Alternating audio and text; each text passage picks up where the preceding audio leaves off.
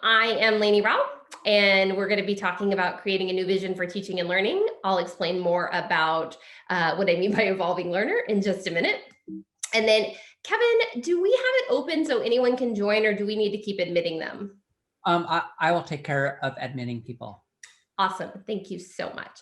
All right. So here we go. I am going to go ahead and get us started. Actually, just real quick, I want to say I come with a lifetime guarantee. So if anyone wants to keep the conversation going after this, please feel free to reach out. All my socials in the top left. And I'm going to give you this slide deck in just a few minutes. My socials in the top left, my links are in the bottom right, and we're recording this if you want to share it with anyone. That Otter tool, we're not going to use it because we're doing record. I usually do one or the other. I don't usually do both, but just really quickly, I'll just let you know what Otter is. So this is a tool that I've been using a lot since March. And so it's really fun. I just signed into my free account, and as soon as I hit record, it's going to start doing an auto transcription, which is pretty accurate, and you'll see it even corrects as it goes. And then there's a little audio file down below because it's recording. So if something gets a little wonky in that transcription, it is going to go ahead and be available to listen to. So I'm going to go ahead and stop that just because, like I said, we're already recording, so we don't need to do this as well. Although you can. Sometimes it's nice to have both. Sometimes parents want to maybe hear what's happening in a class and they don't want to watch the whole video, but skimming the transcript can be a little more accessible to them. All right, so here we go. Starting off with a thank you. Thank you for being here. Thank you for being educators. Thank you for still being educators, because it's been a rough 2020, as Pam was talking about in her inspirational keynote. It's been hard, but we need you. And so thank you for being here in whatever role you are. And I am going to ask that if you are comfortable, I'd love for you to have your cameras on. We are going to do a little breakout room in a little bit. But I like this idea of when you do a session, not just talking about the norms, but maybe focusing on the ones that are most important for this particular session. So I really want this to be as interactive as possible. Sometimes I'm going to be asking a question where I would love your response in the chat, or if you're comfortable unmuting. I think we're a group size where we can handle that. And of course, feel free to just respond in the chat whenever. I'm pretty good about noticing things. So I know there's a couple in there right now. And so yay, thanks. I'm glad you guys liked Otter. All right, so yesterday I did a 5-2-5 breathing. I typically start any session with learners, whether they're small or tall, with some sort of SEL practice. And we have a really short time together today. So I like to do breathing. It doesn't take very long. It's a good practice to center. And as I always tell my kids, you know, I love a calm jar, but we don't always have a calm jar with us, but we always have our breath with us. So yesterday I did this practice, the 5-2-5 breathing. And then this is another one that I found from a virtual calm room that I was going to go ahead and play. Let me know if this sound doesn't come through, but we're just going to breathe in.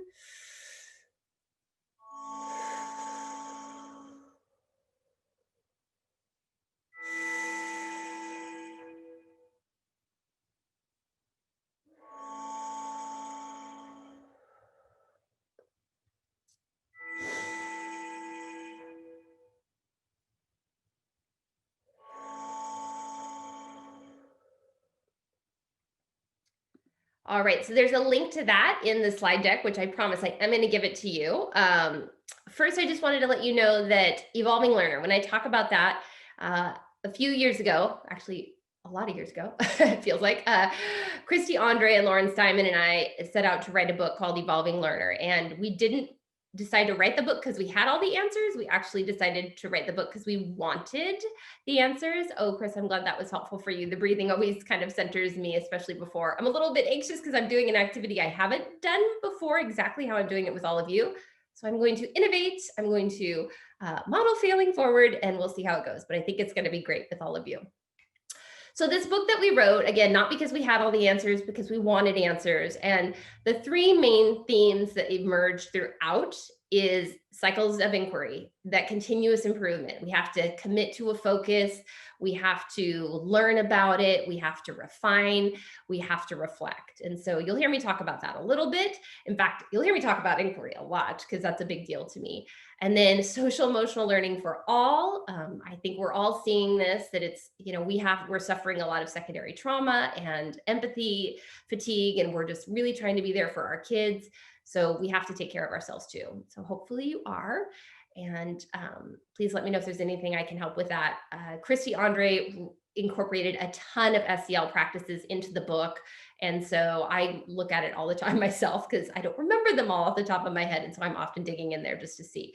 And then really the big thesis for the whole book was learning from kids, peers, in the world. And so that's a big deal to me. Yesterday, when I did my session on building communities, we focused on learning with kids, learning with peers, and the world. Today, I'm going to focus more on learning from kids and cycles of inquiry. And I hope that works for all of you.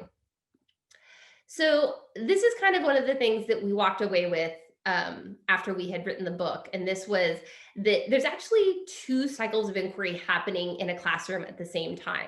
And so one is kids for the content and the skills that they need to learn. And then the other cycle of inquiry is us as adult learners trying to refine our practice. And so we've got these two cycles of inquiry, and that's really important. And I want you to kind of think about that. Is that something that's naturally happening in classrooms at your school, or is that something that maybe needs to be a little more intentional? So just something to think about there, because I do think it's important. I know that if you're here, you're obviously interested in improving your practice. And so I think that's a good one. So what is your problem of practice? So I have to tell you that recently, my friend, Dr. Katie Novak, gave me a tip, and she said, stop calling it, what is your problem of practice? And so she would say, it would be cool if. And so I would love it if you shared in the chat right now, what's something going on that you're like, it would be cool if, and I think of it as problem of practice, but you might find it a little more enjoyable to think of it would be cool if. So what's happening in your world of education? It would be cool if, and I'll take a pause there. I'm going to do the awkward pause. And if that awkward pause is bothering you, feel free to do a little breathing exercise. Hopefully you'll be involved in the chat.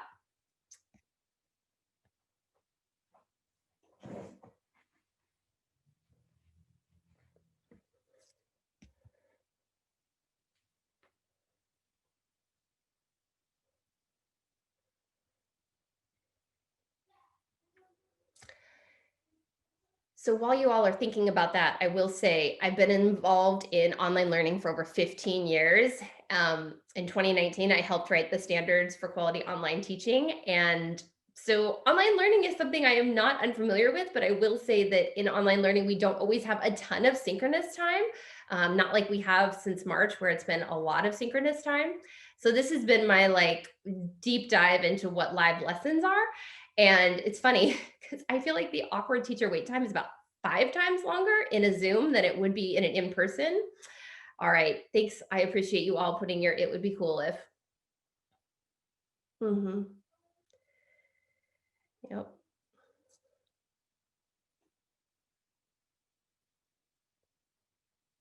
Oh, I love that. Yeah.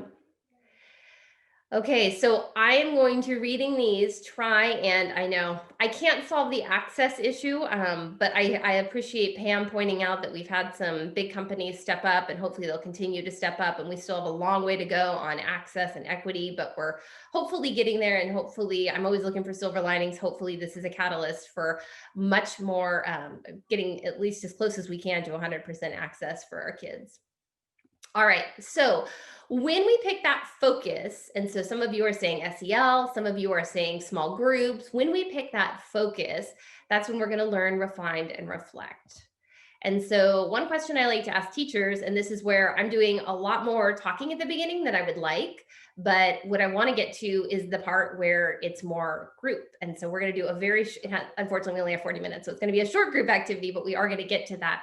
And so one of the questions that I like to think about is, who's working the hardest in your classroom? And if you're not in the classroom right now, who's working the hardest in your teachers' classrooms? And so this is an interesting question to ask in the time of COVID, because I've been asking this question for years. I got it from my mentor, Al, in November. And who's working the hardest in the classroom could have shifted, and not always in the direction we want because of COVID. So I'm going to say what I would like to see, COVID or not, is more learner driven. And so less of the teacher at the front, sage on the stage, and more of the learner driven. So again, even in our short amount of time, I'm going to try and get you into breakout rooms, doing a quick little activity. So I do believe that we want to draw kids in as the owners of their own learning. We want them not to be passive. We want them to be engaged, creative, collaborating, because that's what's going to lead to the deeper learning. And that's what really we want. So I'm going to give you this word equifinality because I'm going to start to share some stuff. And I don't know about all of you, but I suffer from, especially because I spend time on social media, I suffer from envy of what other people are doing. So I think of like things that are happening. Comparison hangover is what you could probably call it. So I see what other people are doing and I'm like, oh my gosh, I'm not doing that. So I want to give you this word that helps me get through that comparison hangover, and that is equifinality. And so I believe that teaching is as much art as it is science. There's no one way to do it. So what I'm going to share with you are some practices that have worked for me and my peers. It doesn't mean they'll be perfect for you, but hopefully they're something that you can take and adapt and will work well in some way, shape, or form. Or maybe it'll inspire a totally different idea, and that would be amazing too, because we can have different ways to get to that really good teaching and learning. So, again, my friend, she's in here a lot, Katie. Big nod to you. So, as Dr. Novak always reminds me, firm goals, flexible means. And in case you missed it, because I typically start off a session talking about building community, because in the world of online learning, we're not going to get very far if we don't build a community. And as you heard, if you were listening to the students before yesterday morning in the 9 o'clock session, they got asked, why would you come to class? Why would you want to come to class? They got really quiet. And then eventually they started sharing, well, I go to see my teacher and I go to see my peers. And it's that community piece is what's motivating them. So super, super critical to build that community. This is a link to the slides for my session yesterday. And looking ahead, and before I take any more of your time, I am going to go ahead and in the chat, I'm going to drop, thanks, Stephanie. I'm going to go ahead and drop the slides in there. Now, I hesitate to give this to you because there is a little thing we're going to do later that I need to kind of surprise you with. So try not to go too far ahead if you don't mind. And here we go. So looking ahead, and by the way, this picture really quickly, I found this picture in March and it just so completely encompassed how I was feeling. Like it just is so unclear what's ahead of us. Like I've got my backpack packed. I have a lot of things ready, but I still don't know what this is going to be. It's going to be an adventure, but I don't know what it's going to be. And it was kind of ominous looking. And so my mindset has shifted since then, and I'll talk more about that. One of the things that I really want us to be super intentional with, and as someone who's been in the online learning community for a very long time, it's been interesting to watch. And what we did in the spring was miraculous, and this is no negative judgment. I'm so grateful to leaders and teachers for what they've been doing. It's just amazing. But it was a shift from what we would normally do with online learning, because again, in online learning, we don't tend to do a lot of synchronous. That a big driver in online learning is voice and choice. And so the people who opted for online learning pre-COVID, it wasn't so that they could be on a Zoom for 6 hours. That was never the intention. And so it might be 1 hour a day. So I'm really wanting to be very intentional in these ideas about synchronous versus asynchronous. And so I think we want to be careful about replicating the school day. And that's not what online learning is. And so we're all figuring this out in real time. I have so much grace and patience for everyone. I do want us to think about these things really carefully. So I am going to share some strategies for inquiry-driven learning. And I want to give a nod to Caitlin Tucker, who she's a friend and she does tremendous work in this space. She talk about comparison hangover. Oh my gosh, Caitlin is so good at putting things out there. It makes me jealous because I am not so good at putting all my thinking out there on Twitter and in blogs and in things like that. So kudos to her. And because I'm not going to get a ton of time to dive into all of the things that we could do synchronously versus asynchronously, I just wanted to give a nod to her. This slide links to, it's got in the notes, a link to her blog post about this, because there's synchronous activities and asynchronous activities. And one of the things that I want to highlight, because I think a lot of these are pretty obvious, but it's still really good to be intentional in thinking about them. But I want to put a big star next to real-time feedback on work in progress, because probably the biggest shift that I had to think about when I moved to online learning was, how do I manage my time when I'm pushing a lot of things out for learners, and I need to give them high quality feedback. So in my mind, and it took me a little while to get this, I don't ask them for something unless I can give them high quality feedback. And so that can be really time consuming. So I try and work that into synchronous sessions where I can give that real time, but high quality, that specific feedback, that actionable feedback. And so that's my big push for synchronous learning. And then of course, the small groups, that's another one that I really want to be cognizant of. And that's what I'm going to share some strategies on. So we've got the synchronous, we've got the asynchronous. I'm going to talk about portability because when we have so many different, again, we're figuring this out in real time, when we've got so many different scenarios going on, it's kind of crazy. And so I want to think about what could I do where I might be doing the high flex, where I've got some kids in person, some kids at home, and maybe I've been told by leadership, I have to have my kids at home on Zoom. So how do I come up with these experiences that are portable?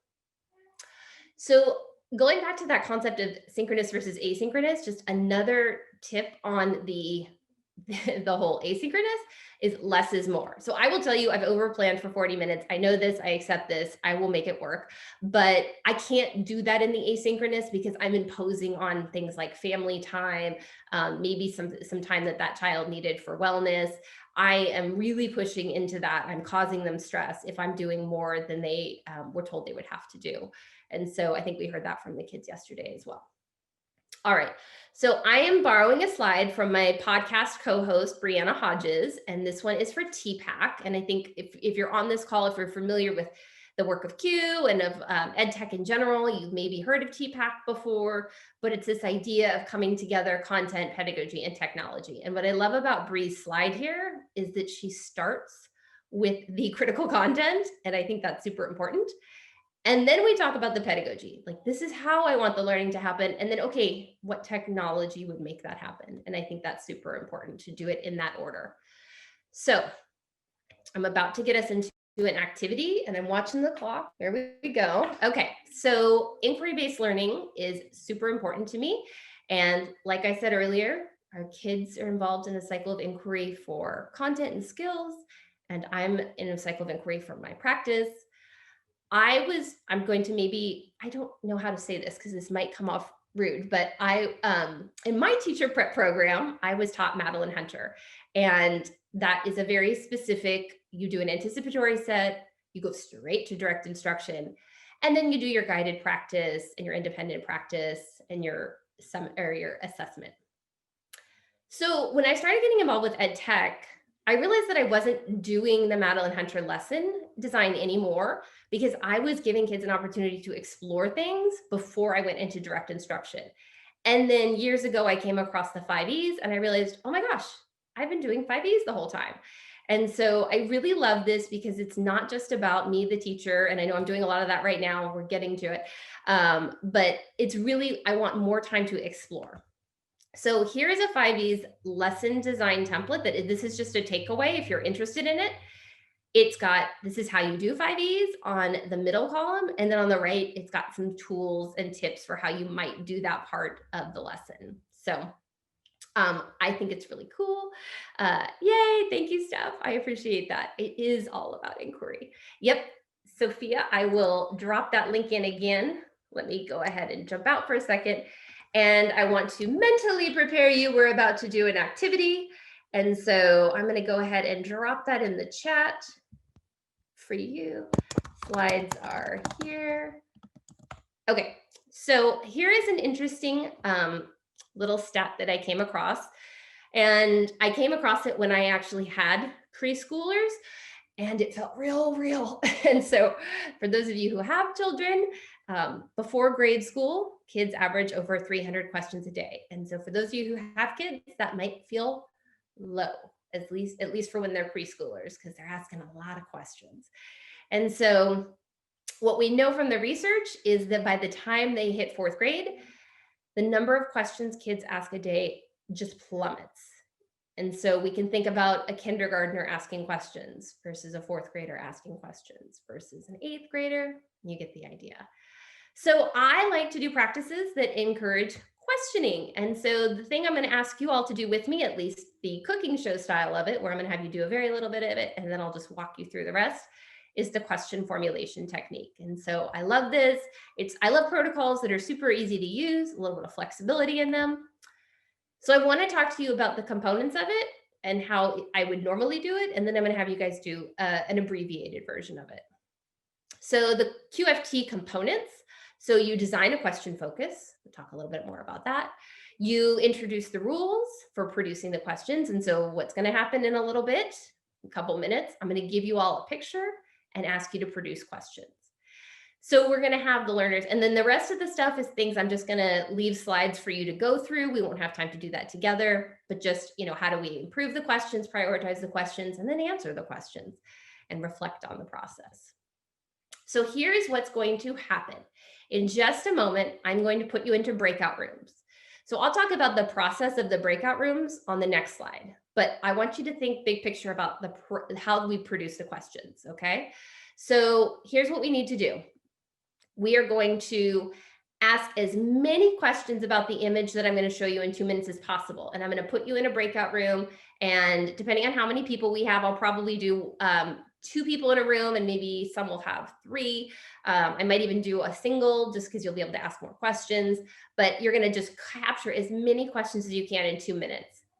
Now, what I need you to do is to not stop to answer. We don't want to judge or discuss the questions. And I will say that I've watched this happen with both adults and with kids.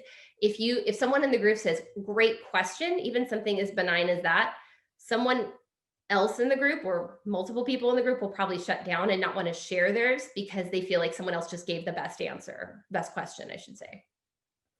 So I already have the slide deck that we're going to be using numbered. So all you have to do is just not delete those numbers. You write down every question exactly as stated. The only time you change it is if you say a statement instead of a question. Can you all give me a thumbs up if that sounds good? I'm looking at your faces for those of you who have cameras on. Cool, cool, cool. Let me know if you have any questions in the chat. So here's how this is going to work for our abbreviated little sample of this. So I'm about to put you in breakout rooms where you're going to go to a slide deck. You're going to need to look at the number of the slide on the top of the slide. So it'll look like this. See how it says breakout room 3 at the top? I appreciate you nodding. You guys are awesome at giving the feedback in a way that's real easy for me. So you're going to ignore which slide you're on. You're only going to look at that number across the top, and then you're just going to generate as many questions as you can. Okay, so this is the big risk for me because I've never done this in such a short session, but we're going to go for this. Are you guys with me? Are you with me? Okay, cool. All right, the double thumbs up. Thank you, Kevin. I really feel the support there. All right, so I'm going to go ahead and I am going to copy this slide link. You already have it if you're already in slides. It's on slide 40. But here's what's going to happen. You're going to get in, pick your timekeeper, figure out who's going to type, and that is it. I'm going to go ahead and put you into your groups. Here is the image that you're going to be answering as many questions or asking as many questions about as possible. It's in the slide deck I just sent you in the chat. And I'll be in this main room if anyone needs help getting in there. So here we go. I'm going to go ahead and stop sharing screen. And I'm going to go ahead and put you all into your breakout rooms. And here we go. I think we've got a few more seconds, but people are starting to join us back. So if anyone's interested, feel free to share any thoughts you had on that experience while we will welcome some people back.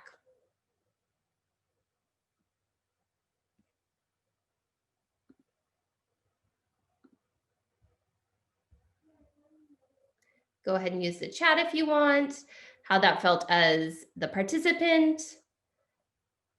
Thanks for using the chat. I see we've got a response in there. Oh, thanks, Shannon. So I will say, and you maybe all could empathize with this, it's very hard when I only get 40 minutes to say, I'm going to dedicate about 10 to 15 of that to them to go off and do something where I will not have a chance to talk with them. And so it's hard to let go of that control, but it's also really, really important that I give that opportunity. And so, Chris, you noticed that there's some similar questions. By the way, I did this with my 7-year-old last night, and he came up with some of the same questions as all of you. So I think there are some universal questions we ask about this. So One of the things and I am going to end the QFT protocol right there because it would take a long time to finish this, but that was just a sampling of how it could start.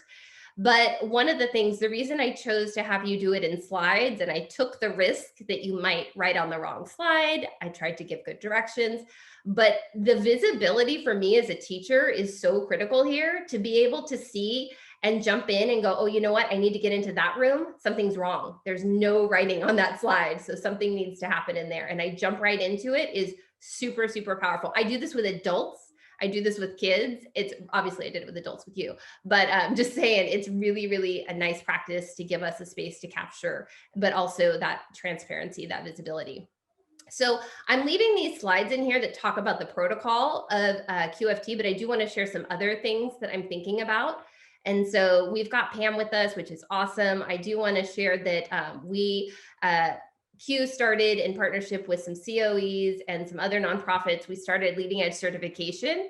And when I think back on what we started 10 years ago, we really took the 5 E's and we actually just kind of condensed it into the 3 D's. And so this is how I have been designing lately.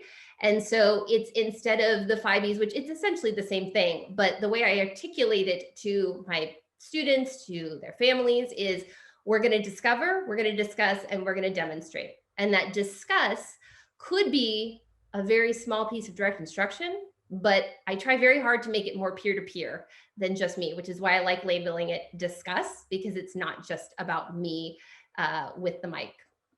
So as you can see, it is still the 5 E's. They're right there. And then evaluate is never meant to be at the end of 5 E's. It just kind of landed there when we list it. Evaluate is happening the entire time. And so I just like this for clarity. It also happens to work really nicely when I do a station rotation.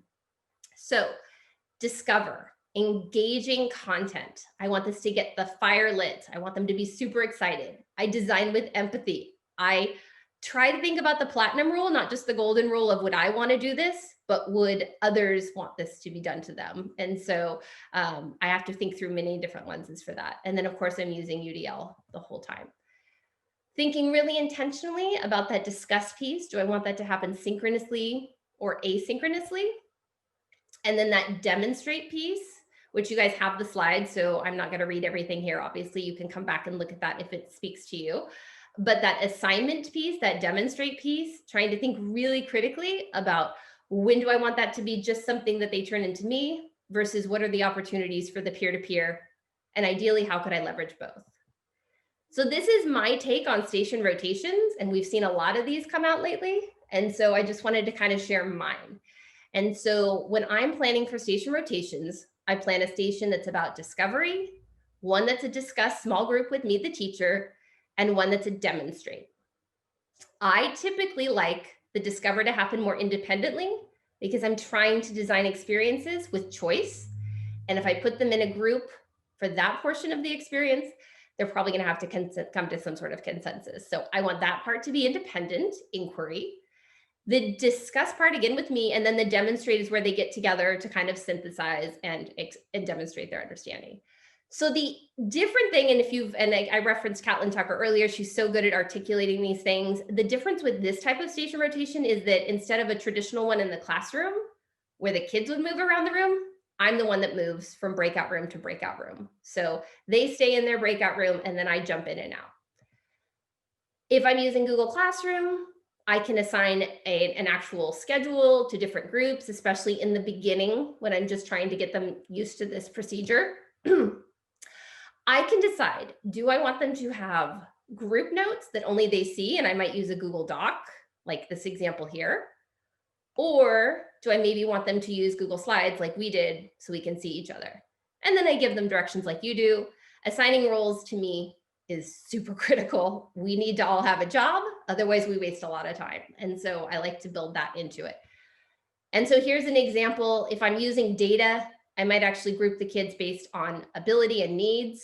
I'm using data, I'm not making assumptions. That's a really important piece for equity, that I'm not just assuming kids belong in a certain group. I want to use data for that. And I'm just going to be the one to hop through and through. So these are just some slides to kind of give you a little more detail into that. And then again, back to our word equifinality. There's not one way. I was working with a high school teacher and she says, I like your station rotations, but I'm doing it a little different. And so here's how it looks in my learning management system. And I have these folders and this is the way that I do it. And there is no one way to do it. You might have seen this from Esther Park. She talks about the breakout rooms that you can go into where you choose the door. And it's a really great strategy. It's so polished. I like to tell people that this is not how I start on day one. I've got to build up for my groups to be there. So sometimes I start it like this, where I close one of the doors and I say, okay, we're not ready for 4 doors yet because we need to build up to that procedure, or maybe I don't have enough students that would make any sense. So this is me adapting from Esther Parks, which is so great. And she has a ton of free stuff, and a link to her stuff is in the slide notes for this slide. Okay, how am I doing on time? Okay, I think that was a little fast, so apologies for that. I wish I had 3 hours with you so we could spend more time in breakout rooms. But I just want to send you off with a final thought of equifinality. There is no one way to do this. And I want to echo what Pam was saying in her really inspirational keynote this morning, that this is our opportunity to rethink structures and redefine roles. And I know that this group can do this. I am sad by what's happening, but I think we're going to come out better on the other side. So that original picture where it was foggy, I'm choosing to think about it differently.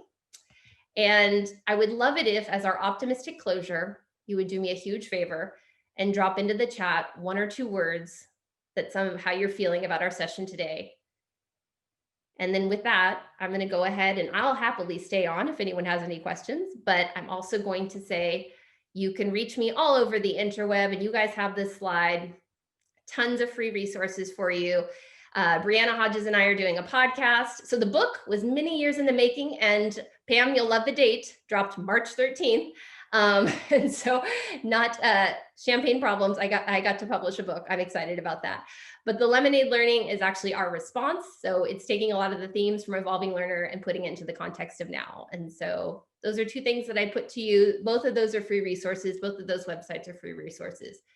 And I would love to answer any questions if there are any, but I thank you Pam, thank you so much for reading the book. And Stephanie, thank you for ordering the book. I saw your picture on Twitter, super appreciative. And so if you want to draw, I'm looking at those words. Yep, I appreciate it. Could I ask, what was happening with the elephant? It's in the slide deck. Okay, so that elephant came out from the forest, and it did just kind of like take over the town. They did end up tranking it and releasing it safely into the forest. But apparently I don't even know if that was like, it was in India. Yes, it was in India. So feel free to go back in the slides, and there's a don't peek, and it actually gives a full description. Thank you so much. In my hurry, I forgot to solve that for you. So great. I love it. Okay, well, thank you, my friends. I know there's other sessions you probably want to get to, but I've got a few minutes if anyone wants to stay in chat. And then, of course, catch me on social media. I'm all over the interwebs.